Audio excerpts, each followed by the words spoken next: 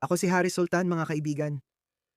Napanood ko sa YouTube ang video kung saan si Douglas Murray ay nasa isang lugar sa Qatar at ang host ay tila hostile. Nagbigay siya ng mapanirang tanong na mahusay namang nasagot ni Douglas Murray, maliban lang sa isang tanong kung saan medyo naging malambot si Douglas. Hindi ko sinasabing mas magaling ako kay Douglas Murray. Nakaupo lang ako dito, kaya siguro mas madali para sa akin magsalita batay sa nararamdaman ko. Samantalang si Douglas ay nakaupo sa isang napaka-hostil na crowd at sa kanyang karaniwang katalinuhan, winasak niya ang bawat tanong na ibinato sa kanya. Pero sa particular na tanong na ito, sa tingin ko ay medyo naging malambot siya. Kaya tingnan natin ang tanong na ito at sasabihin ko sa inyo kung ano ang magiging sagot ko. Magkukwento ako ng karanasan ng nanay ko bilang imigrante. Gusto kong banggitin ang sinabi ni Barksman Hill tungkol sa kapangyarihan ng education at kung paano ipaliwanag sa tao ang papel ng mga refugee sa pag-unlad ng ekonomiya. Ito ang dahilan ng aking pagdududa. Noong dumating ang nanay ko at mga magulang niya sa United Kingdom, tinawag pa rin silang marumi. Nang magbahagi siya ng karanasan, wala namang tumawag sa akin na marumi. Kaya ang sinasabi mo ay pwede ring itapon base sa karanasan ko. Dahil dito, hindi natin ginagamit ang personal na karanasan bilang ebidensya. Nagtapos siya sa Oxford University ngunit nanatiling kayumanggi at hindi itinuturing na mamamayan. Nagtapos siya sa Oxford University na hindi niya magagawa kung nanatili siya sa Pakistan, Afghanistan o pinagmulan niya.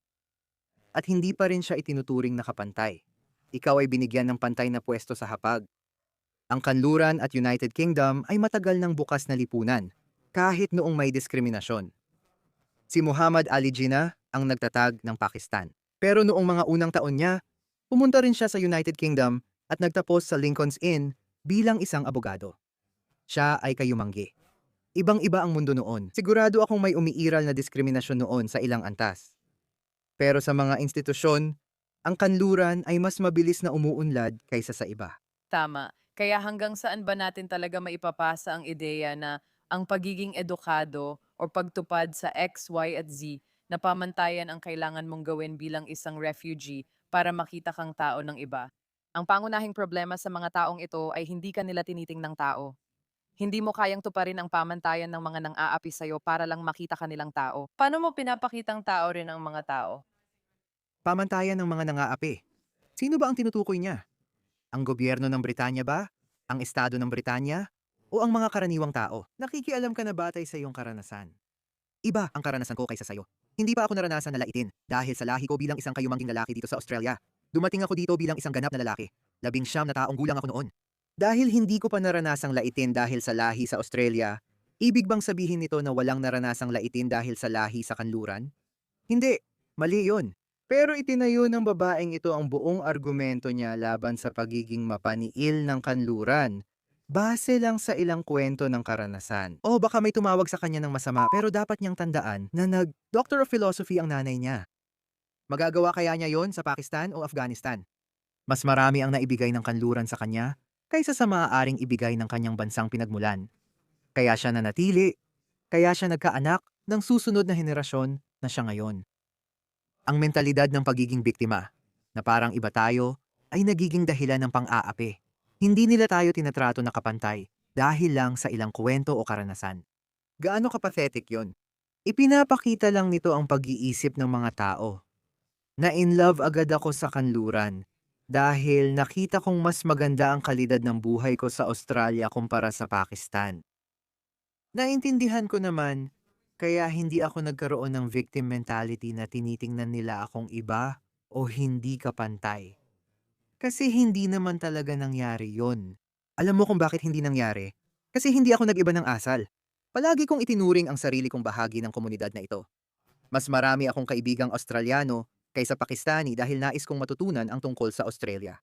Gusto ko talagang maging bahagi ng lipunang ito at mahal ko ang kultura dito. Mangyayari lang ito kung pareho rin ang pananaw mo. May kilala akong ilang kaibigang Pakistani. Isa doon, ang kaibigan kong Pakistani mula pagkabata ay dumating sa Australia mga 15 taon matapos akong dumating. Maayos ang buhay niya, pero madalas siyang magreklamo sa rasismo. Walang rasismo. Oo, Pakistani ang punto niya at hindi iyon nakakatulong. Ang asawa niya ay nagsusuot ng hijab at naiintindihan ko na minsan napapatingin ang mga tao. Pero nangyayari iyon dahil hindi mo maiwan ang kultura mo. Hindi ko naranasan ang problemang iyon. Kaya iyon ang ibig naming sabihin sa integrasyon. Hindi ako namumuhay bilang isang lalaking Pakistani. Hindi ako namumuhay bilang isang lalaking Muslim, siguradong hindi. Oo, iba ang itsura ko. Pero isa lang yon sa mga bagay na madaling mawala kung hindi ka talaga umaasta bilang isang Muslim o bilang isang dayuhan. Sa parehong paraan, kung ang babaeng taga-kanluran ay pumunta sa Pakistan, Bangladesh, o Afghanistan na nakasuot ng damit na pangkanluran, tulad ng palda, ituturing din siyang dayuhan.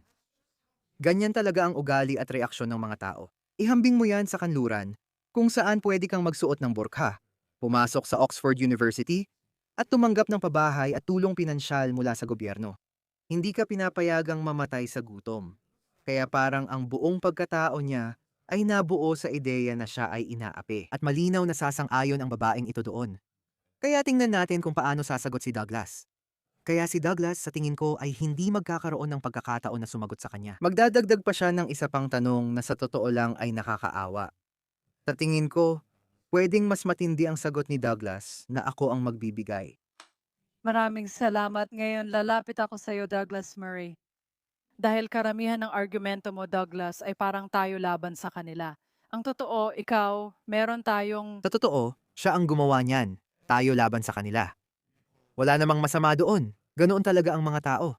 Sa buong kasaysayan ng tao, nagkaroon ng mga digmaan ng mga tao, hindi lang para kay Helen ng Troy, hindi lang para sa teritoryo, kundi para sa kanilang mga pinapahalagahan.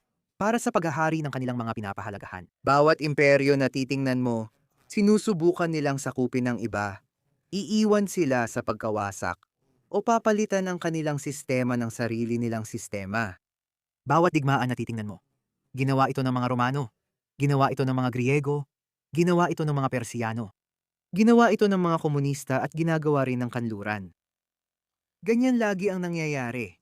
Hindi uunlad o magiging matagumpay ang sibilisasyon kung hindi ito naniniwala na mabuti at makatarungan ang mga pinahahalagahan nito. Tingnan mo, ganyan ang ginagawa ng mga Muslim. Sinasabi ng mga Muslim sa mga Amerikano na, "Hoy, huwag kayong mag-alaga ng aso. Pakiusap, tigilan mo ang pag-inom. Huwag mong payagan ang mga babae ninyo magsuot ng palda o maikling damit at lumabas sa gabi." Ganyan ang Islamic na halaga na sinusubukang ipalaganap sa kanluran.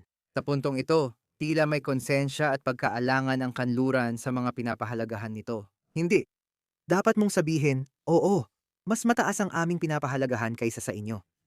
Hindi ito laban sa iyo bilang tao. Maliit ka lang na piyesa sa makina, babae.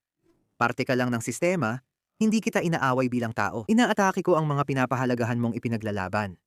Tama lang. Naniniwala kang mas mahalaga ang iyo kaysa sa akin. Gaya ng sinasabi ng mga Muslim sa iyo. Wala namang bago doon. May sarili tayong pinapahalagahan at birtud bilang Briton habang dumarating sila sa ating bayan na may sariling tradisyon at pinapahalagahan. Parang sinasabi mong dumarating sila sa bansa ninyo na mas mababa ang kanilang pinapahalagahan. Oo, hindi ko naman yata nasabi yon kahit kailan at isa pa yan.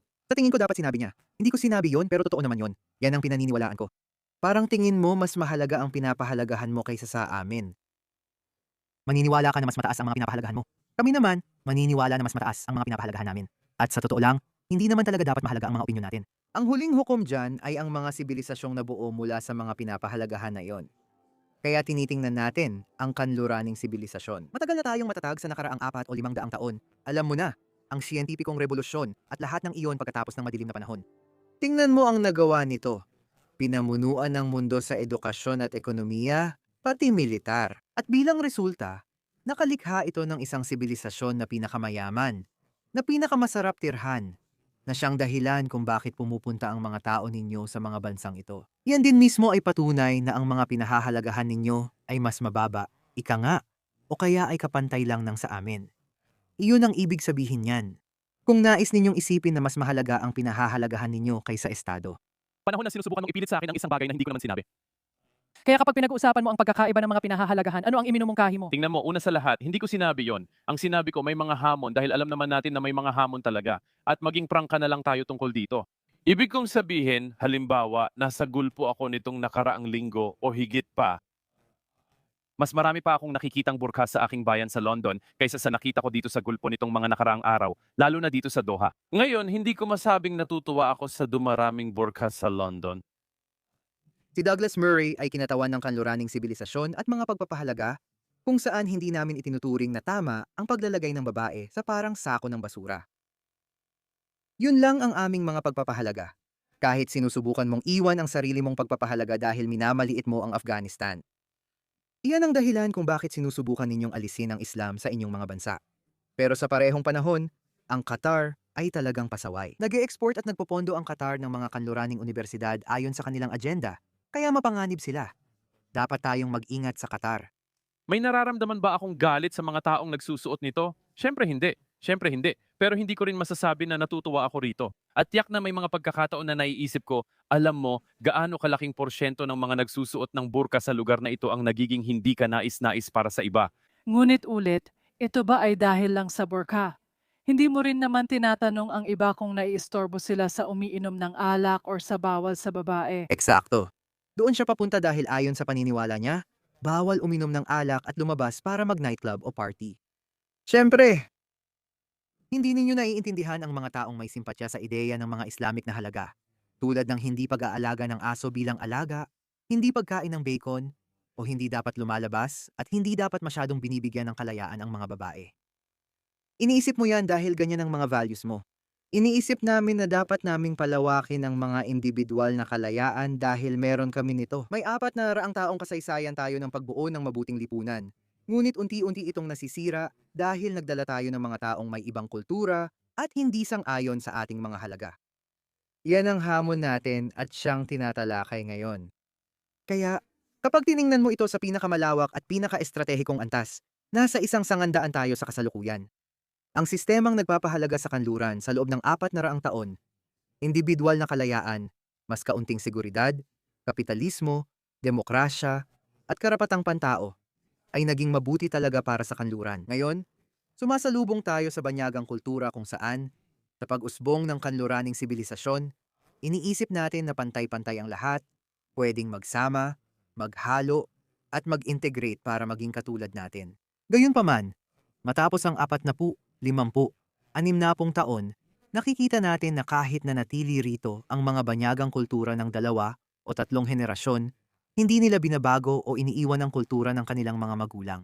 Ang kultura ay hindi parang jacket na maaari mong hubarin sa paliparan at magsuot ng iba sa bagong bansa. Hindi ganoon gumagana ang mga kultura.